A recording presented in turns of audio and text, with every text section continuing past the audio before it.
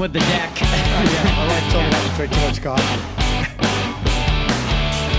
All right, here we are, episode 195 of On The Delo, and I'm excited for this one. We're gonna talk about the ocean and all sorts of other fun stuff, but just some quick housekeeping.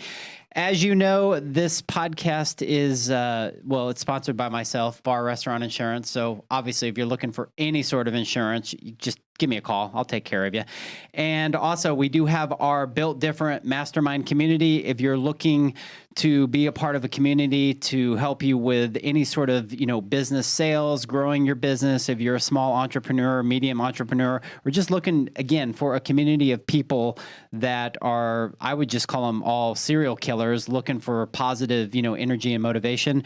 Come check out that group. And this will all be in show notes. But to the task of today, welcome, Mr. Christopher. Thank you, sir. How are you? Thank you, sir. I'm fantastic. And I just want to say, and this is not a plug, but I feel very lucky that I found you back in 2017.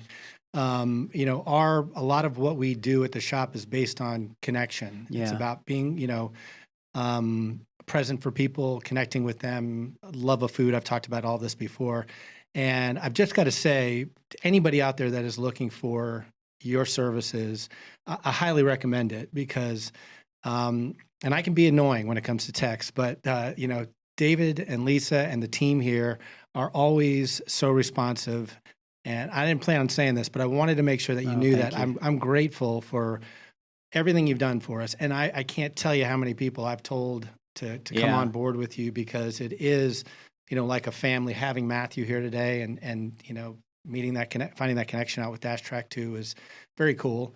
But I'm just grateful. I just want to thank you. No, I really appreciate it. I really appreciate it. It's not out there. Yeah. It's hard to find. No, it means a lot. And Alex, I know you're listening to this, so take that snippet, put it on the website, please, testimonial. No, it means a lot. And you operate the same way that I do. You're type A, you're also ADD. Right. That's how us entrepreneurs are, right? And so Absolutely. Having that understanding for each other, but knowing at the end of the day, it's the relationship and it's the love for each other that we do have. And albeit maybe I talk to you a handful of times during the year, come into the shop, this and that, but that's all you need when you have that true, respect for other people, because we're so busy doing what we do. And you're so passionate about how you've set up these stores and what you do and the people that come in. And even with your employees, I see how here I am now, just, giving you the kudos, but it's relevant to what we talk about in a society of social media and people just behind a curtain doing things. Yeah. I really feel we're moving back to the age of relationship and touch and human connection. Yeah, and I've got nothing against technology, and I've talked about this before. It's very important for small businesses in particular and how we promote and how we do things. But at the end of the day, you can do all the promotion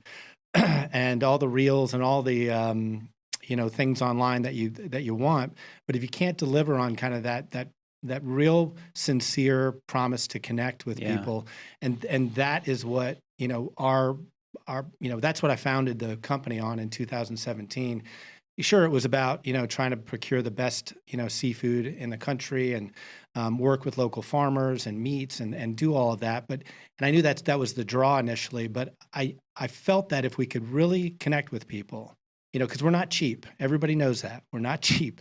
There's reasons behind that, and we'll get into that today. But you're good. Well, but we are good. We work very hard, and the team is, they're doing it now, and they have for the last 3.5 years. They are, they believe in what the kind of the core concept is, and in kind of the vision of, outstanding service, which is first, and then quality meat plus fish. They bought into it and they deliver on it. They get more gifts than I did for the holidays. They have people, we have regulars that bring in, we have one regular in Scottsdale. She brings ice cream every week to the guys there. We have another one down south that brings cookies in and bakes things. And their ability to share their knowledge, they're all chefs. Yeah. Right. So their ability to share that knowledge with guests firsthand is what really makes Nelson special. I believe that. Well, let's call out to the team right now because this is something I wanted to talk about. So talk about, the individuals there and your relationship and how important they are. Well, we've got both shops are fantastic. We've got so many long tenured employees, and I always think that's another great sign of how you treat people, one, and how you operate a business. I really wasn't afforded that always over the course of my career. Down in Phoenix, our original, the OG, as the young kids say. Right. We've got Ethan down there, kind of as the lead, the captain, running the show. And Ethan has got decades of experience in kitchens. He's a great cook. I want to also talk about today our food, because we are not a restaurant. Make that loud and clear to everybody, but I want to really talk a little bit deeper about our food. For sure. Hakeem, who's been with us for over 7 years. Wow. We've been open for 8.5. He was just promoted. He finally wanted the responsibility. A position came available and promoted to kind of one of our chef managers there as well.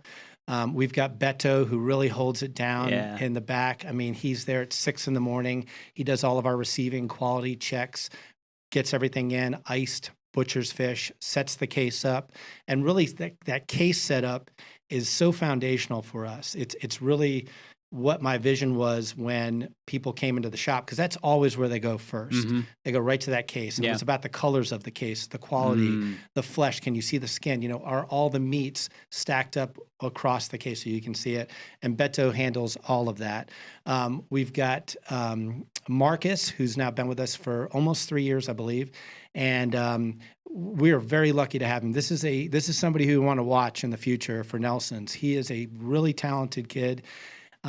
He is wonderful with the guest. I see it all the time. And he's passionate about cooking. He loves talking about food. And then we've got Gabe, who's new to the team. He holds down as the porter in the back, but he can do anything. You know, that's another thing we do is for our team is we really try to cross-train everybody in every position over time. And it's sort of that next person up mentality. When somebody goes down, because inevitably it's going to happen, it's a much easier transition, less impact to the guest, less impact to the team as a whole. And again, very blessed to have that. And then based out of there now and used to be in the shop as an operator is Pete. And Pete is kind of our chief fishmonger. Pete and I go back quite a ways to where he was wolfing with our partner that we use for our wholesale, which is Wolffish out of Boston. The oldest fish market in Boston from 1926. And they've been since acquired over the last 10, 12 years with an equity group and have grown quite a bit. But they are tremendous, and they allow us to really do wholesale for them for the entire state, which is nice because we're getting their quality shipped direct. So Pete oversees the wholesale operations now, also does QC on Mondays in both shops, making sure that we're storing things properly, that fish is being rotated properly, just quality inspections. He's great. And then up in Scottsdale, we've got David, who runs the ship up there. Yeah. David's been with us for over 5 years. Sorry, David, might be coming up on 6. And he is a tremendous asset because there's nobody on the team, and some will argue, I know who you are, nobody on the team that really cares more about the guests than David. Almost to a fault, because sometimes we have to say no. Right. It takes David a long way to get there to tell somebody no. He just doesn't want to let anybody down or turn anybody down. He is tremendous at managing the operations, just fantastic. Eric is there, right there in hand with David. Eric has been with us for over 2.5 years, and again. One of these guys that I just feel very blessed to work with because I've learned so much from him. He was the corporate chef for Postino, did a lot of their growth with that group. Yeah. And, really, without saying too much, really, he had a new son, Teddy, and lost a lot of those first 3 years. And he made a decision to step back, work with us. He liked what we were doing.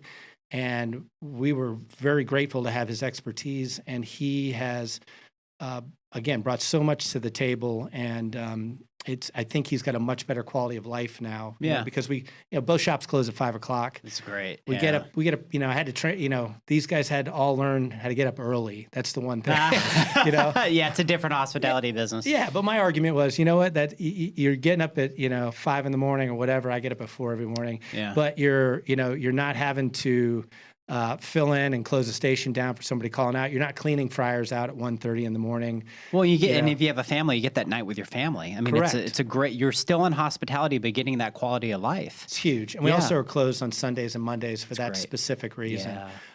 And then down the line, we've got Sal, who's also been with us for over 2 years now, 2.5 years.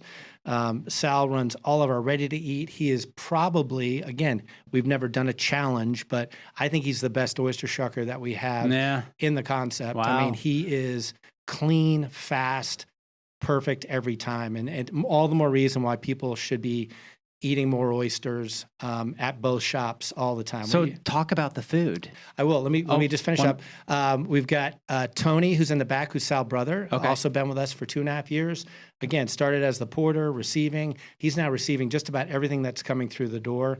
He is cross-trained over on our ready-to-eat station and is a great guy. One of the most interesting music tastes of any employee that I know for his age. Really? It's everywhere. It's Vivaldi to, Latin jazz. I mean, it's he's got it playing when I go in the kitchen. So I know it.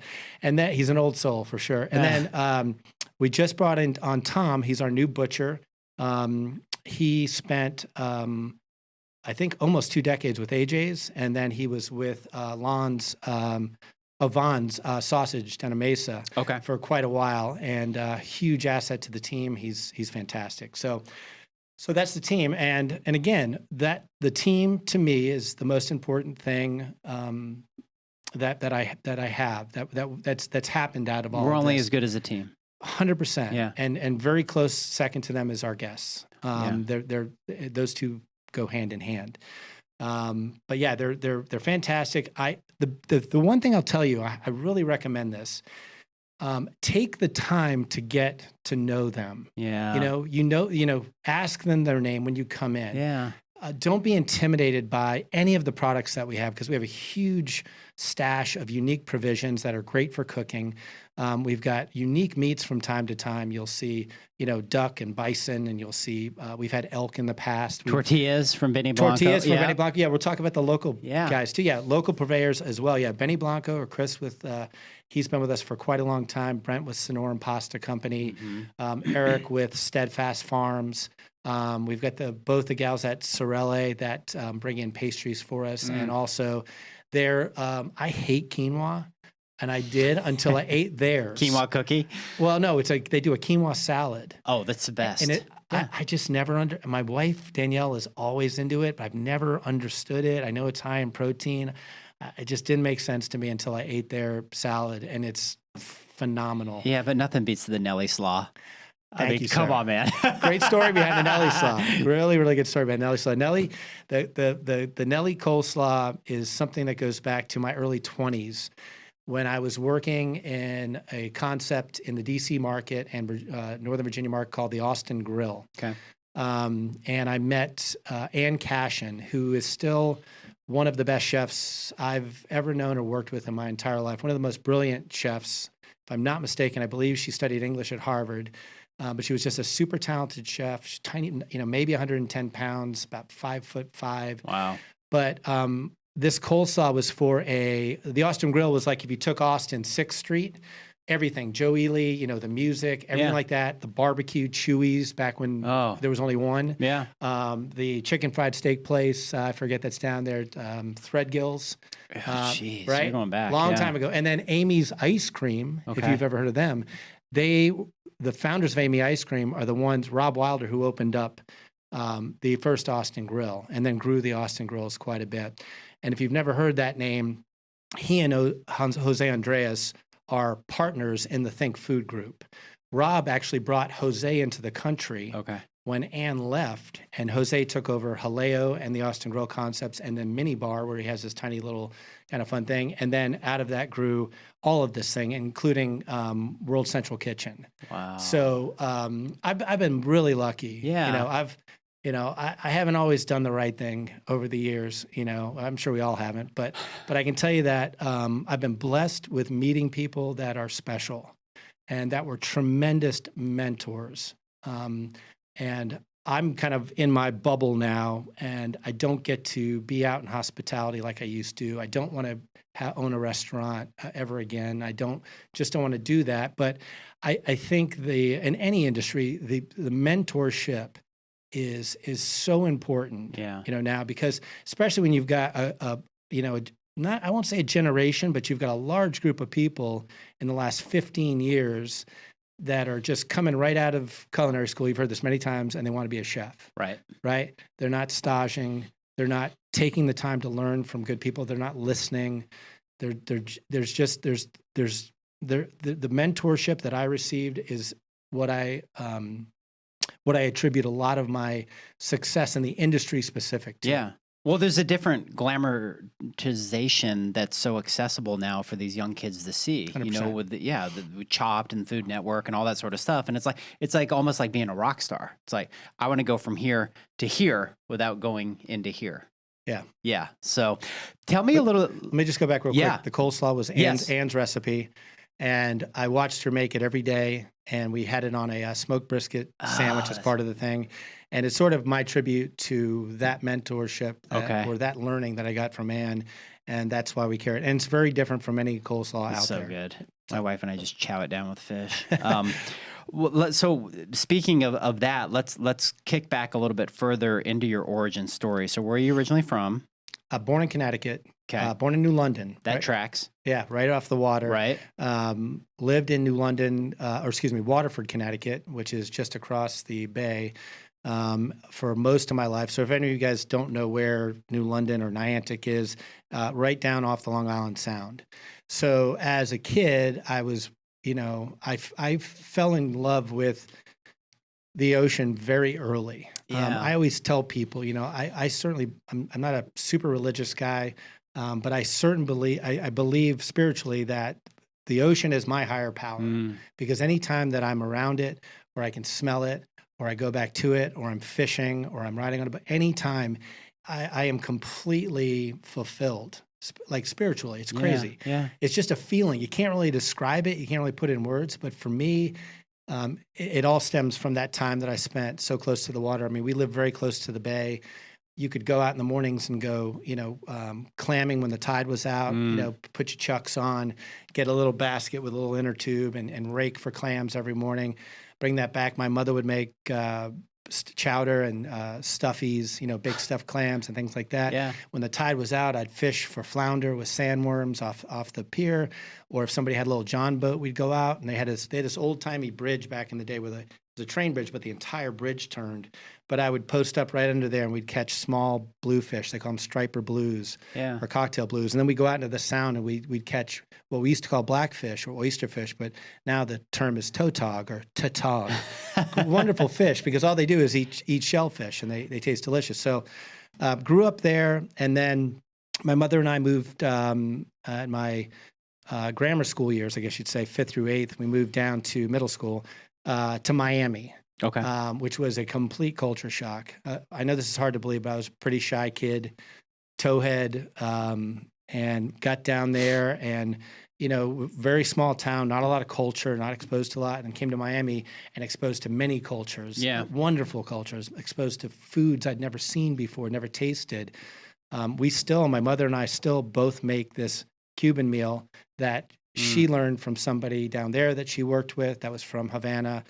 That roast pork with mojo and, God. with yuca. She does stewed yuca and real black beans and, pigeon peas and rice, things like that from Haiti. I mean, just wonderful stuff. So moved down there, lived down there for a while. I became a bit of a handful, I guess my mom would say, and or I was. And she and my father made an arrangement, and I actually moved in with him.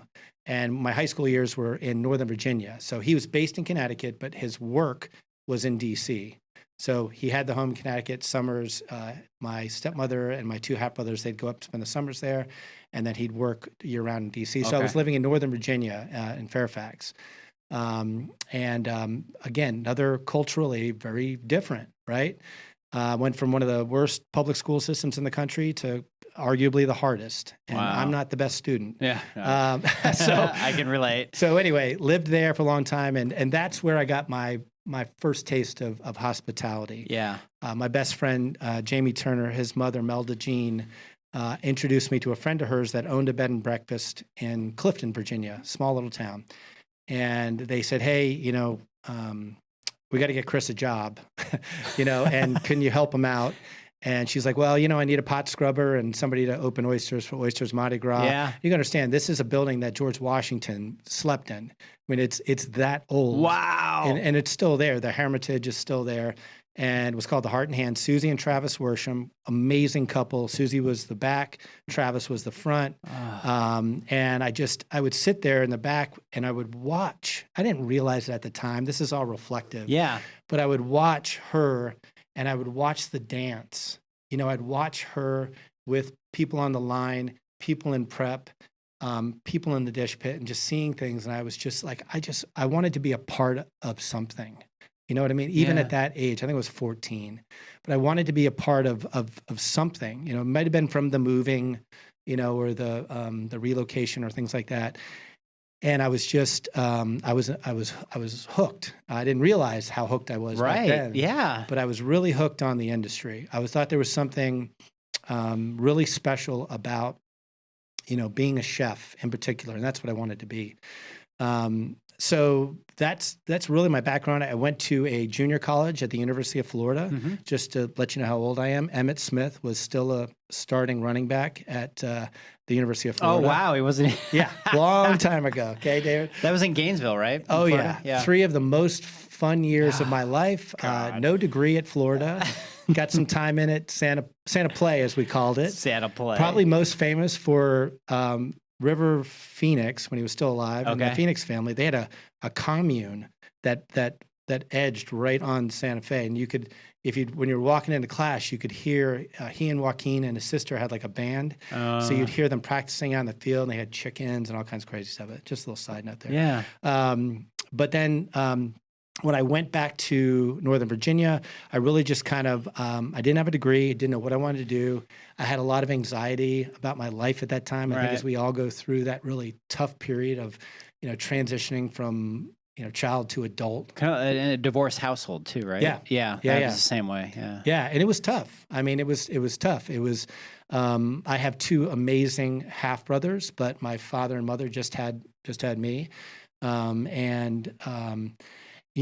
found that where I found my tribe, I guess, if you will, is through my friends. Yeah. And I have a group of friends to this day, and we're going back to, 9th, 10th grade. There's like 12 of us. We talk every day. That's great. There's a text exchange every day. We get together as often as we can. My college roommates just came in about 3 weeks ago from all over the country. The 5 of us stayed at the Global Ambassador, which is so amazing, cool. By the way. Yeah, no, it is. And thank God Dave was paying. But I really found from my foundation, my friendships are very important to me. Same. Huge. We're very relatable in that. I'm the only child from my parents. I have 2 half brothers. Like, it's just so funny. And my friends were everything. When I grew up in Atlanta, I still connect with the McGuires, from up the road. And it was kind of almost like that Sandlot meets Goonies sort of feel, you know, back. Yeah, that's really cool. I want to talk about also like how you met your wife and your relationship with her and running a business and how all that works together. I know your wife has such a love for dogs, Huge. As well. Yes. Yeah. I've never met anybody in my life. It's the best. And she loves them more than me. That's for sure. But, Danielle and I met really by chance. Yeah. Maybe the reason why the connection with the guest is so important to me is because this connection that we had when we met was, it was very kind of undeniable. Like just the short story, I'd been separated for over a year. And after trying to reconcile, it didn't look like I was going to get back together with my ex-wife, who was also a wonderful person. And my those friends that I just mentioned decided that, hey, we all want to meet in Arizona, get together, kind of celebrate you and what's going on with you, and just kind of get a guys' weekend together. Yeah. So this, I can't remember how many it was. I think like 10 of us. One of them lived here, so he was great at coordinating everything, where we stayed. I was living in Charlotte at the time. Okay. I flew out all over the place. We stayed in Monte Lucia, I guess where Obama stayed. Yeah. And we were, I mean, it's huge. It's huge, yeah. We were I know playing, what you're talking we were about. playing wiffle ball in the den. Mhm. It was enormous. But we stayed there, and that was also, for me, celebrating a year of sobriety. I hadn't had a drink in over a year, and drinking was a huge part of my restaurant life, as it is for a lot of people. Yeah. And I never thought I'd stop drinking. And with the help and support of many, many, many people out there, and going through about 7 years of just trying to do it unsuccessfully, not willing to really own it. Yeah. And that's really what it comes down to. Right. If anybody out there is struggling, it doesn't matter what other people want you to do, or or how many jobs you've lost, or what's going on in life. Ultimately, the only way that it's stuck for me is when I owned it. And Same here. And to me, that was looking the man in the mirror and saying, you've really fucked up, and you've got to change, or you're things are going to get even worse. And so that's what that celebration was about. So here I am showing up, year sober and doing pretty well. Yeah. And what year is this? This is 13 years ago. Okay. 13 years ago. So I think 2012 is my sobriety date, November 1st, which is also when the shop opened. When the shop opened, yeah. Correct. There's a reason for that. Okay. That's when this beard started as well. So yeah. Anyway, we all get out here, and they are balls to the walls. I mean, none of them have stopped drinking, and they're happy. Right. And so we're, it's here I am. We had this big van, and I'm driving everybody around. Yeah. But you're good with that because you 100%. Found yourself within sobriety. Look, they cut me out of a lot of slippery situations. Yeah. Especially in DC. I mean, I don't know if you can imagine, but being in DC back in the 80s, going to punk rock concerts at like the old 930 Club, hammered, and not having your wherewithal, and coming outside, and there are literally gangs of people. I mean, this was 14th and F, and it was not a great place back then. Yeah. And coming out of like Black Flag or the Bad Brains or TSOL or Suicide Tendencies. God. I mean, it was wild, but they used to take care of me. I mean, the joke was that, I would get to the point where I'd just pass out. Yeah. And so what they would do is they would get in the car, say they're going to another bar, and they drive around like you would like a child, and they'd drive you around a couple blocks, and all of a sudden until you fell asleep, then they'd lock the doors, then they'd go party. So give you a hamburger, go to bed. So anyway, they all came out, and we had a great weekend, a lot of great memories. Nobody got hurt, nobody got arrested, and I was really grateful, to have the support. A lot of ball busting, but it's all love. Of course. You know what I mean? Yeah. And on the last night, one of my guys got together a dinner. It was I think for 12 or 14 people at the Mission in Old Town, and he also said he was going to invite some friends that were locally, and said great. So went to dinner. We sat down, and I ended up sitting next to this woman at the end of the table, right next to each other, and we just started talking. And, I was a point in my recovery that I was very transparent and very honest about everything that was going on in my life. That's awesome. I was being very truthful. It was so much easier, such a weight to lift, because, I just wanted to be in that moment with that person. Yeah. Just have a conversation. It was no setup, nothing like that. No. And we just started talking, and she was able to let her guard down and talk about, somebody in her family that struggled with addiction. And so we had a relatable subject there, and we started talking, and we connected, and we ended up talking literally all night, and we have not stopped talking since. That's great. We've literally been together, even remotely, from that time. And I'm very grateful that I met her. She's She is a wonderful person. Even if I wasn't married to her, if I knew her, she has more empathy than most people I know. You can tell. She always puts others first to a fault, and she's the best advertising I have for the market, because anytime she goes out, she mentions it. I think she's proud of the work that we've done, and she is incredible. Well, you know this, and I know this. When you have a good wife and you have somebody that is there with you, especially if you're a personality like ourselves that's overcome addiction, because I'm 12 years, quote unquote sober. Congrats. Thank you. And again, I had to do it for me like you did it for you. And then you get that person in your life that's there to support you as you're building.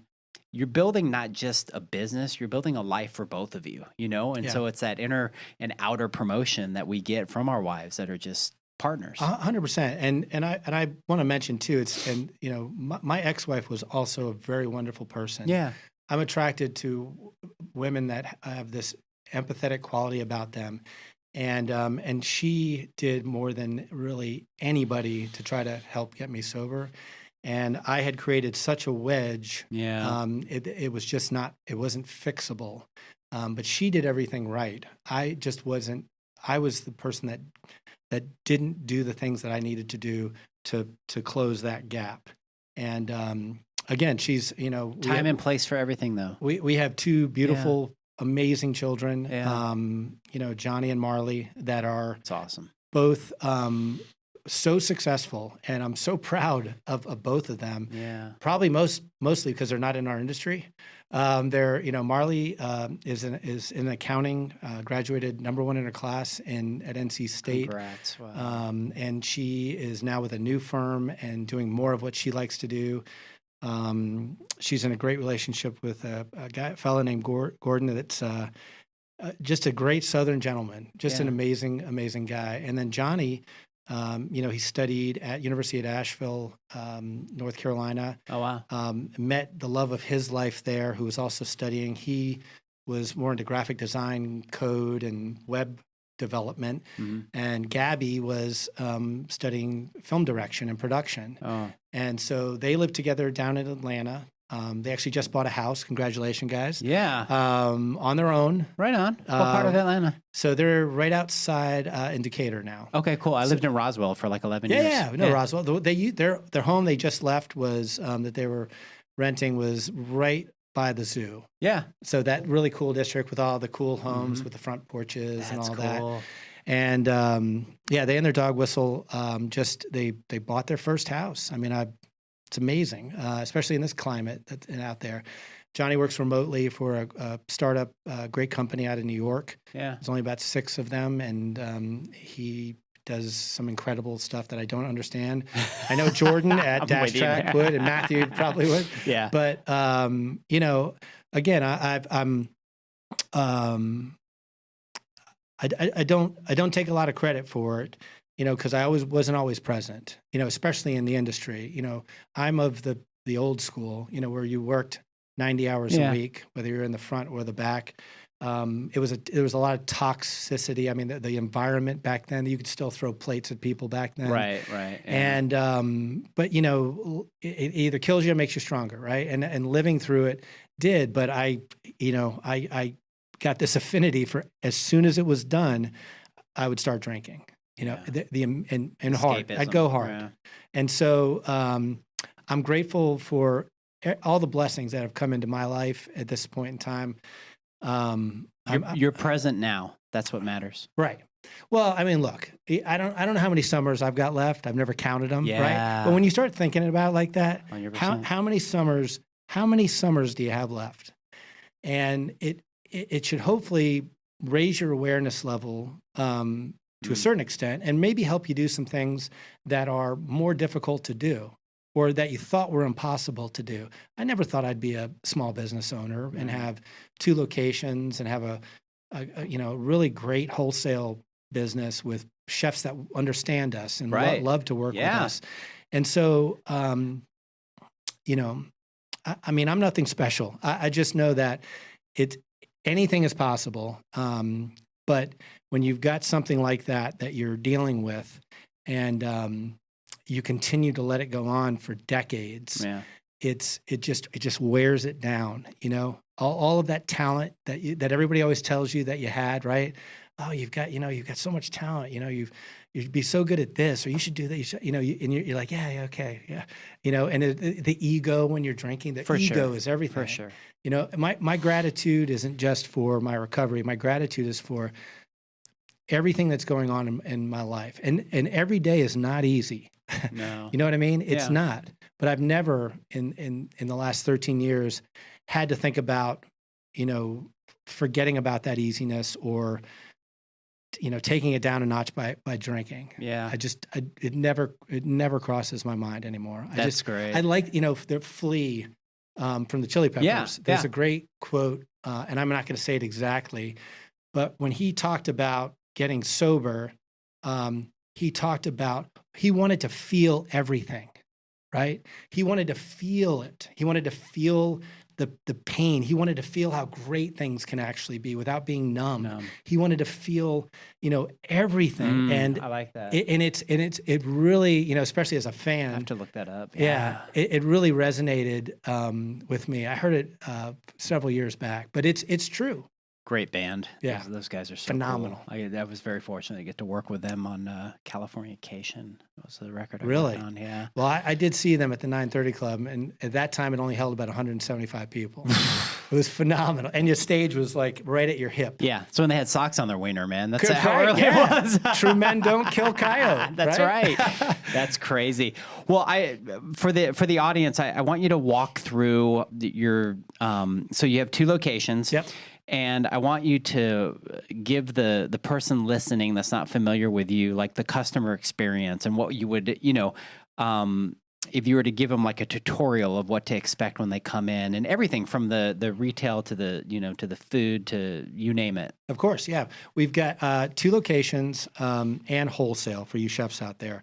The best way to find everything in one place, and thank God I found Jordan at Dash Track, because our website was not very good at all before that.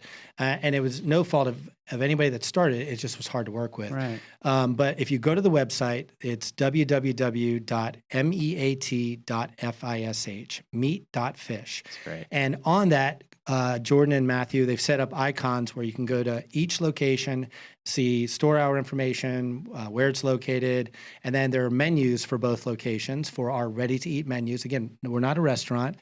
The chief reason we're not a restaurant is that we make everything to sell out every day for our ready-to-eat foods because we want it to be really great. And we take whatever's kind of most prime in the fish case or in the beef case. We do smoking in-house to do like Phoenix has on Mondays this smoked tri-tip sandwich on a noble bun with house-made horsey sauce and pickled red onions. Yeah. Right? We have this. My crab cake recipe goes way, way, way, way back. It's a great recipe. Again, learned it from a mentor, and we use it every Thursday at the Scottsdale location. We do a crab cake sandwich with a brioche bun that's butter griddled. Again, a little bit of our house-made remoulade, which is very similar to Ruth's Chris because I worked there many, many years ago. Right. And then arugula on that too as well, and red onion. But the way that you should treat the shops, and I always tell this, okay, if you're coming to shop to cook, come in like you go to the farmer's market, right? If you come in predisposed to one item and then get let down that we don't have it, that is going to be your impression of the shop. When we get a 1-star rating, and I really don't understand the whole review process and how that works, and I don't read it that often, and I do think we need a certain amount of social credit here in the United States, but that's another podcast. We want you to think of it as a market. So come in, look at the case, look at the fish case, look at the meat case, look at where the produce is, look at the provisions, and let that be your inspiration for what you're going to do. You've got a partner at both shops. All of these guys know how to cook. I've had people sit there and I've watched Eric, talk to somebody on how to prepare something, and they're just videotaping him. And then they take it home, they That's put it cool. up, and then they make their dish. Yeah. But we chase the seasonality of seafood. And I really want to get in after to our producers as well, because they're the third part of why we're so important. But we chase, we're chasing what's in season. We're buying from smaller operations. One is so small that it's just Zach, his 18-foot boat, a couple of rakes that he pulls on yellow ropes off the back through the eelgrass of Nantucket Bay to get arguably the sweetest protein in the sea. Wow. Nantucket Bay scallops, again, arguably, everybody's got an opinion. They are so sweet and they pop, and we get them. He'll call me at 3:00 and he's like, "Hey, I just finished shucking. I got him this morning. I was out of the water by noon.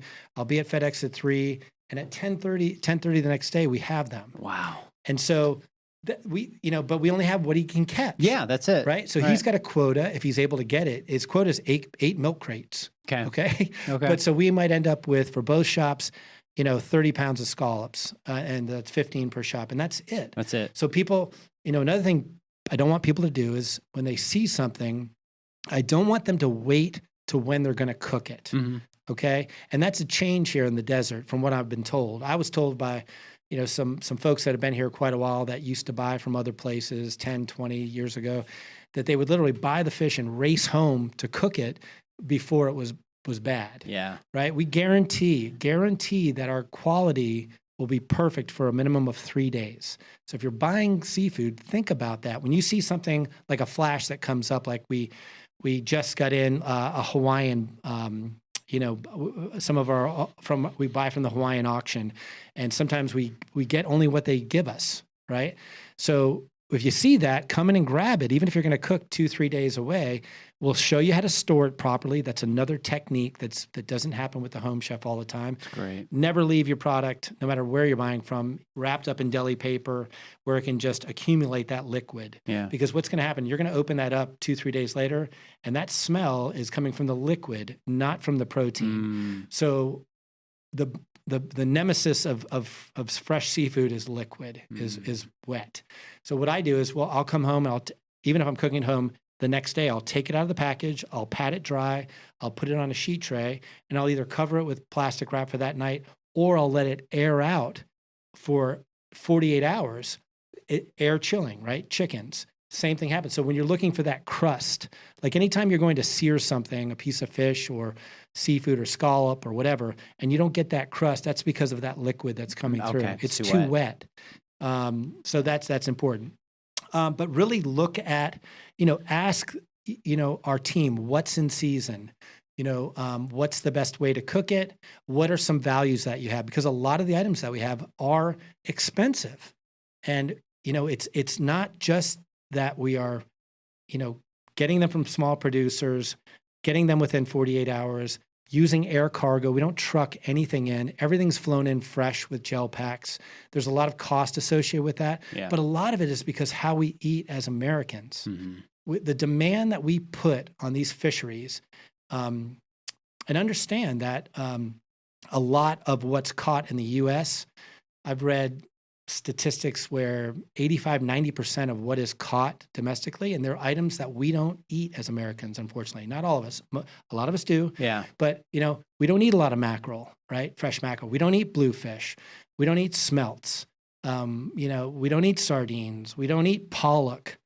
Pollock is incredible. Pollock got a bad name because it was used for the fillet of fish for so many years. That's right.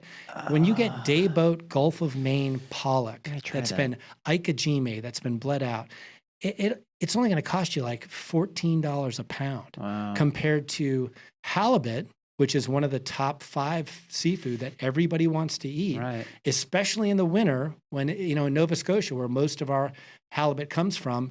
It's not easy to fish out there in a smaller boat. No. Yeah, with when those it's iced over 50-mile-an-hour winds, right? Gale force, ice. I just put a reel up that you can go to on our Instagram. We have a new partner coming online, and I never thought it would happen. But Pocomo Meadow farmed oysters in Nantucket. Okay. I've only been able to eat them in Nantucket.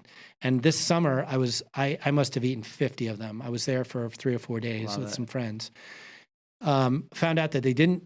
Everybody asked, no, they don't ship them off island. Don't ship them off island. They ship them. They some go to Boston, with the ferry, but that's it.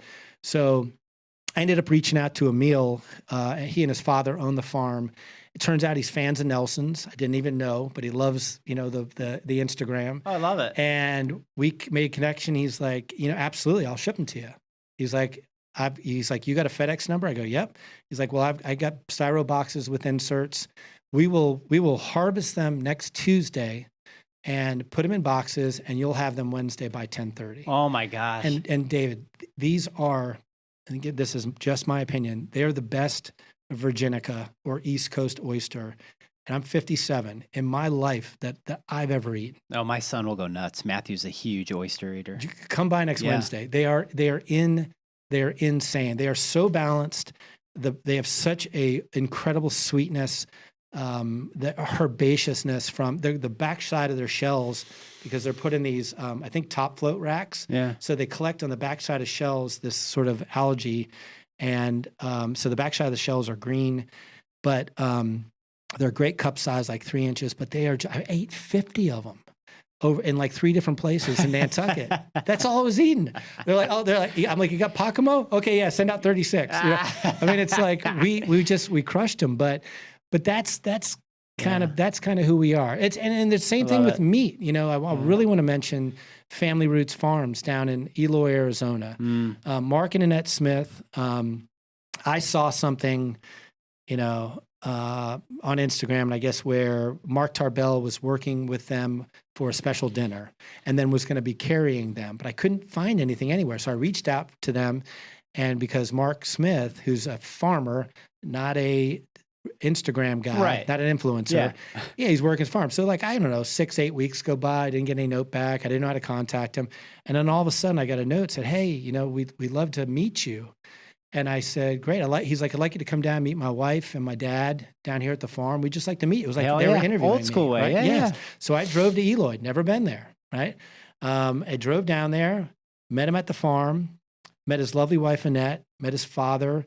I met the first of the 3 or 4 cattle that he brought in from Japan. Yeah. I met the Angus beef that he was crossbreeding with them. I met the dairy cows. And then he has this one cow, and I'm sorry, Mark, I can't remember his name, but it's this giant cow, this white cow that is like a dog. And it just follows Mark around. Like, I don't know if it fetches. I need one of those. But I mean, they are incredible. So if you see Family Roots Farm Wagyu, it's also a diamond, which is, if something's in the market, and our team always says that, we're like, it's got to be a diamond. It's just got to be a diamond. Same thing I just had a conversation with Charles Charlie at Bagelfelds, right? I don't want to get into too many side stories, but this is kind of a cool one.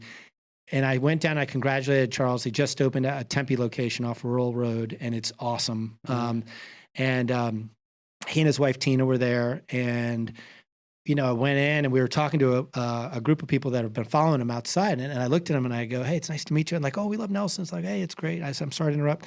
I said, did he tell you the story about how his bagel, how these bagels got, blown up?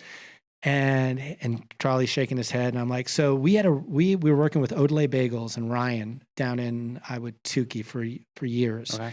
And we only served them on Saturday, but they were phenomenal. And being from the Northeast, loving a great bagel that's hand rolled, proofed properly, boiled properly, I was excited. So Ryan closed, and we had a regular named Gigi that came in, and she's like, listen, I got this friend of mine, Charlie, and this is during COVID. He's like, he had a private chef business. He was doing private events. Before that, he was in the industry for a long time. He's from New York, and now he's playing with making bagels out of his house. And he's going to have a little kind of a commercial kitchen he's going to rent. Yeah.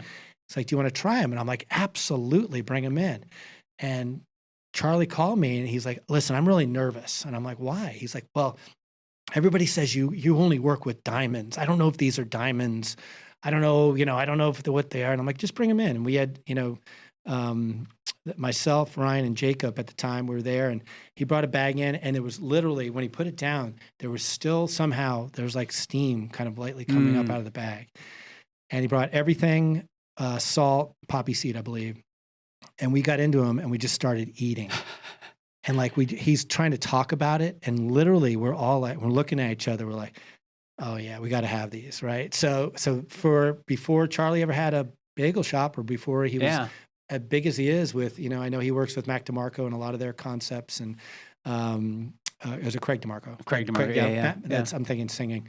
But anyway, he basically he's done a great job, and I got some bagels from the new location, and they are just as good, if not better, than the first ones that we got. I think that's a great way to say you need to come to your place, like you said, treat it like a farmer's market, and not just be like, oh, it's just fish. It's a lot of local, just really good stuff all across the board. Yeah, and look, and in our guest defense, and I understand this, everybody's got a food memory. Yeah. Right? Yeah. Everybody's got like this thing, and it really happens a lot. We really see it during the holidays, right? Yeah. I mean, we sold in 2 days for Christmas 2,000 clams. That's insane. It was nuts. I couldn't believe it. We didn't have, I mean, it was the whole walk-in was clams. Wow. But we, everybody has a food memory. So in their defense, we understand that your heart might be broken a little bit if we don't have that one thing when you come in. Yeah. But talk to us and give us the opportunity to really explain, some other great options and how you can prepare them and still recreate that same memory, that food memory. I've talked about this before, but regardless of what is happening out there, we have to eat.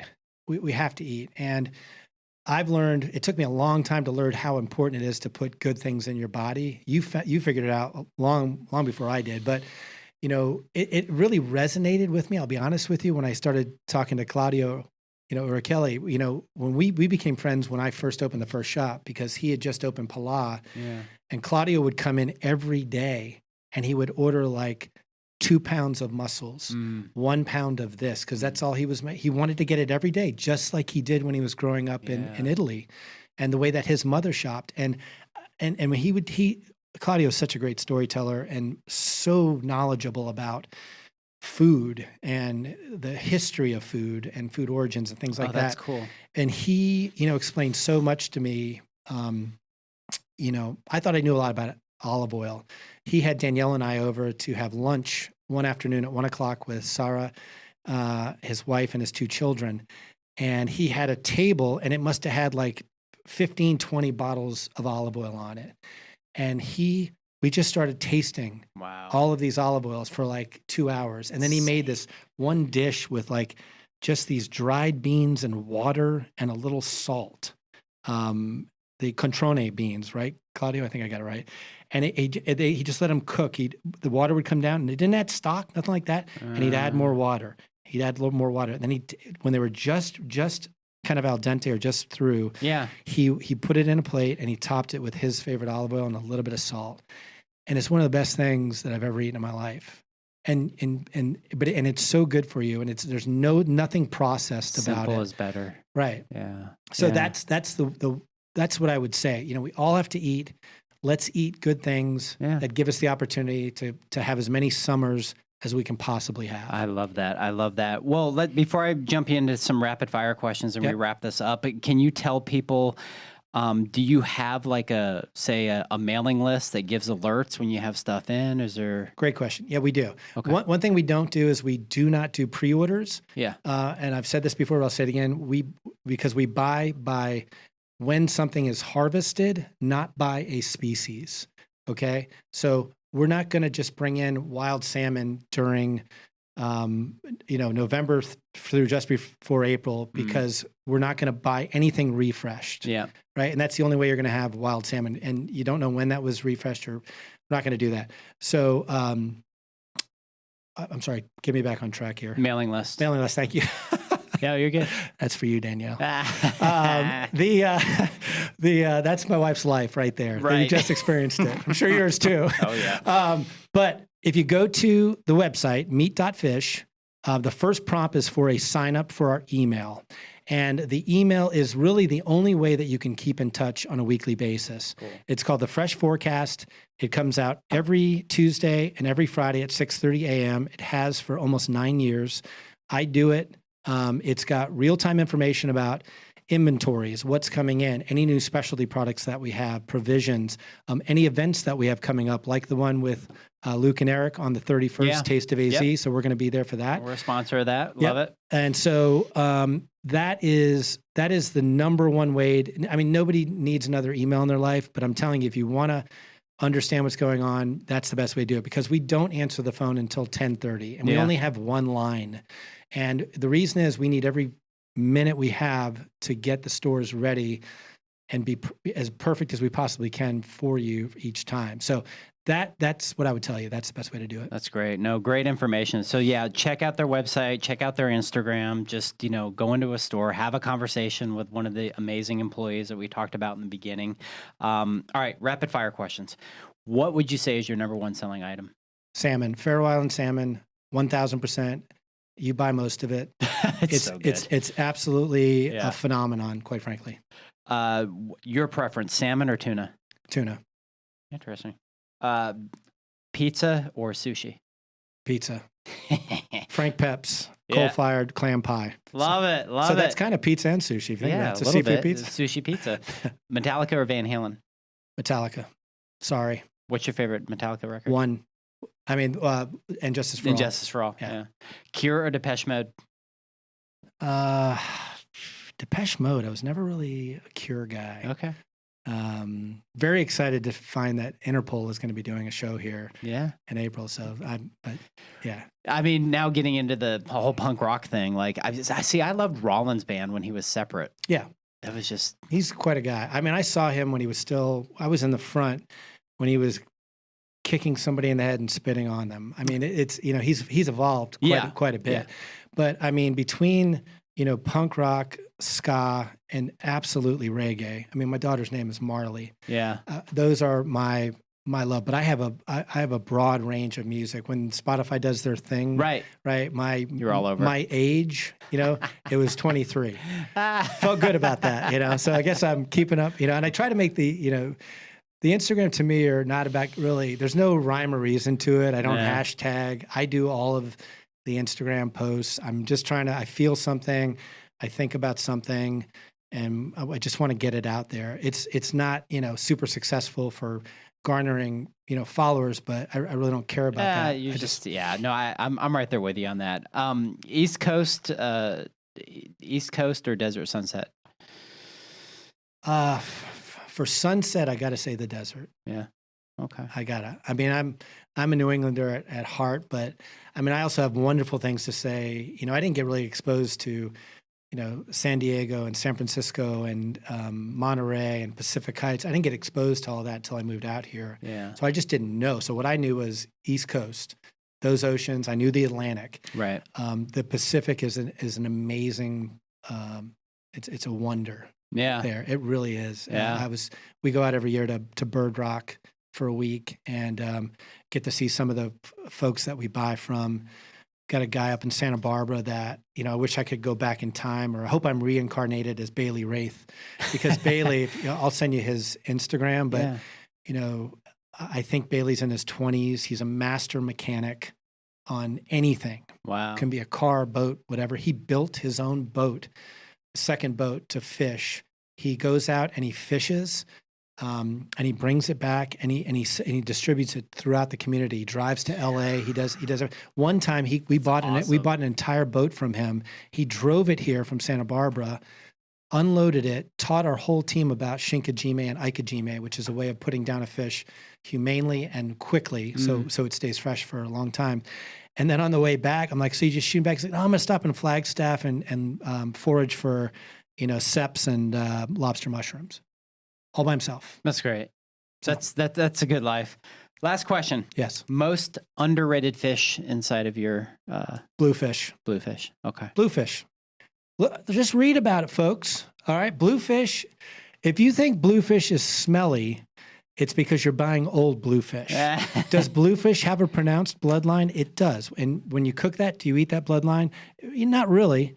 But Bluefish has, I believe, more omega-3 than wild salmon. I'm going to have to try it. It is when prepared simply over charcoal. Yeah. And my father used to cook it and he'll argue this, but I have this memory of my dad cooking bluefish with it. It was just slathered in mayonnaise and then put over, Kingston briquettes, charcoal briquettes, Kingsford, with like an entire bottle of lighter fluid, and then when that would burn off, he would put them on there, but it was still amazing. He was a good fisherman too. He and Paul Landry, who was an incredible person, would fish off of Block Island, and they would fish all night and come back during the day, clean fish. And, there was a lot of partying. Paul would have, he had a 8-track of CCR duct taped into the radio. So that's all that played.